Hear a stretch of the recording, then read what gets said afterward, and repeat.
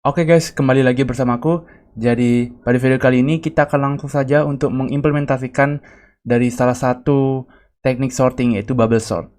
Nah, gimana caranya? Langsung saja kalian buka IDE kalian masing-masing. Di sini aku sudah buka dan juga sudah buat file baru, serta aku juga sudah buat untuk struktur dasar C++-nya. Oke, jadi apa yang pertama akan kita buat? Kita pertama akan buat dulu user interface-nya. Sederhana aja. Pertama, mungkin aku akan buat gini dulu. Untuk menyimpan panjang datanya. Jadi, aku ingin user itu menginputkan berapa jumlah data yang dia mau, serta data-datanya apa saja yang bentuknya itu integer ya. Nah, jadi langsung saja. Di sini panjang datanya. Nah, setelah itu kita akan buat ini tampilan untuk usernya nanti menginputkan berapa jumlah panjang datanya. Masukkan jumlah data. Oke. Dan langsung saja kita check-in dan masukkan ke dalam length. Setelah itu, kita buat sebuah array yang dimana nanti akan menyimpan panjang datanya ini. Data, dan panjang itu dari length ini yang diinputkan oleh user nanti. Oke, jadi langsung saja kita akan membuat looping untuk nanti user itu menginputkan datanya satu persatu berdasarkan jumlah data yang dia inputkan. Jadi caranya gini aja, gampang aja. Ini seperti yang sudah kita pelajari sebelumnya. I kurang di length, lalu I-nya di plus plus, dan kita tampilkan saja.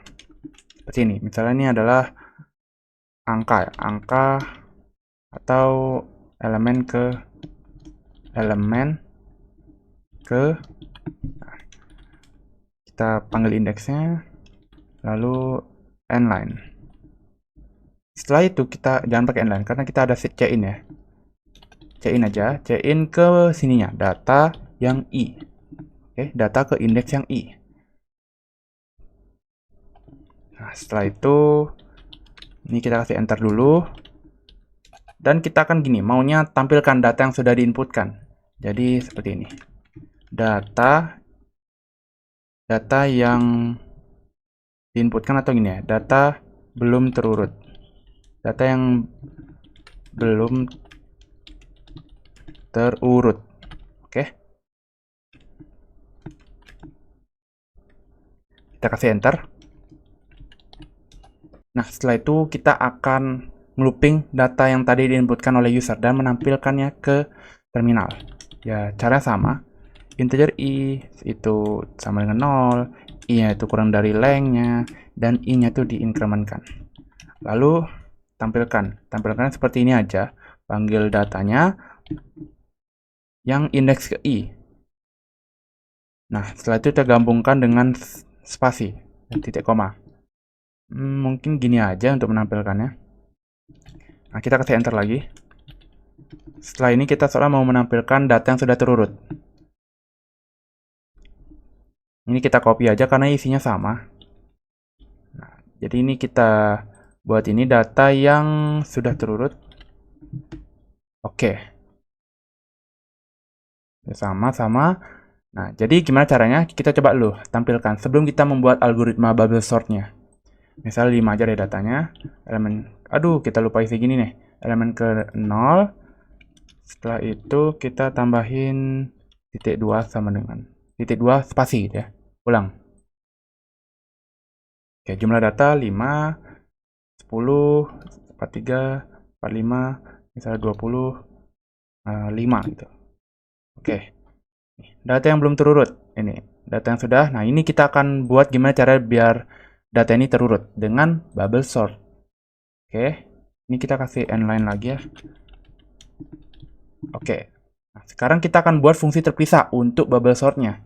Di sini deh. Misalnya ini kita bentuk void karena nggak ada return-nya nanti. Bubble sort, lalu dalamnya itu ada dua parameter.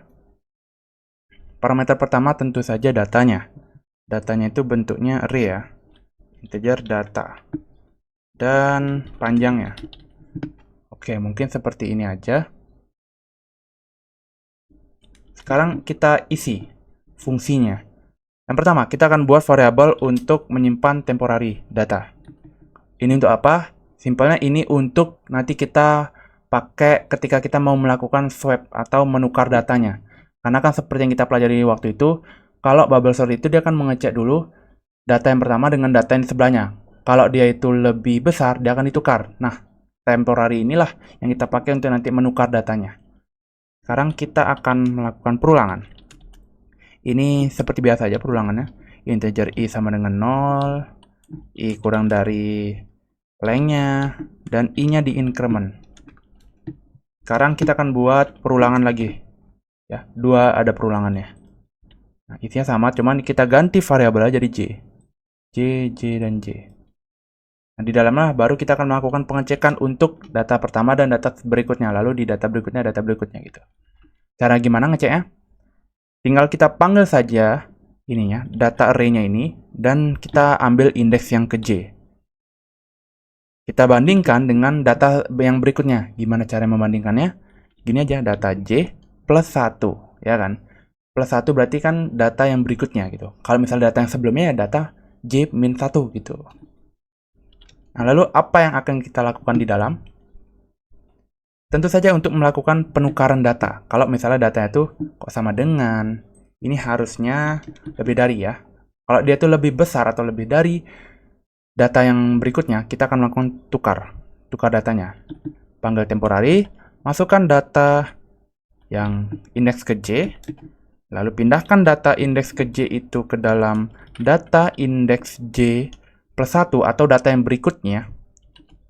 Dan yang terakhir kita akan pindahkan data yang berikutnya itu ke dalam temporary. Oke.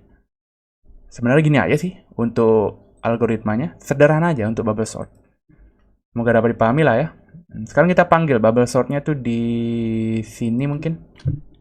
Bubble sort. Pertama kita kirim data dan temporary. Temporary. Lengthnya.